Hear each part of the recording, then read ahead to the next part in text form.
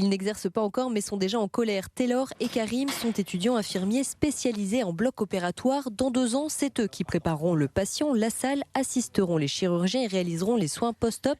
Mais aujourd'hui, tous les infirmiers pourraient avoir les mêmes responsabilités après 28 heures de formation. On a donc des cours d'anatomie, on a des cours, beaucoup de cours d'hygiène et aussi sur la stérilisation des instruments.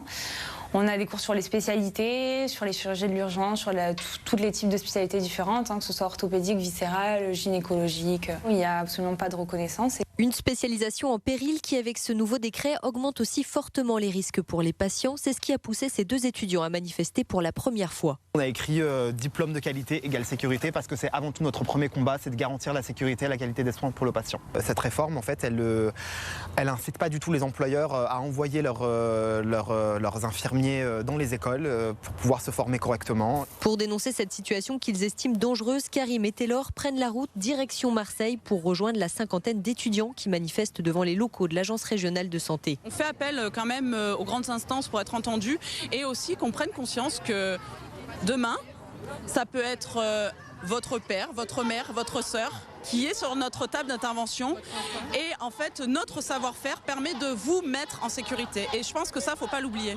La profession dénonce aussi le manque de personnel. On compte actuellement 7000 infirmiers de bloc en France. Ils estiment qu'il devrait être le double pour éviter le surmenage.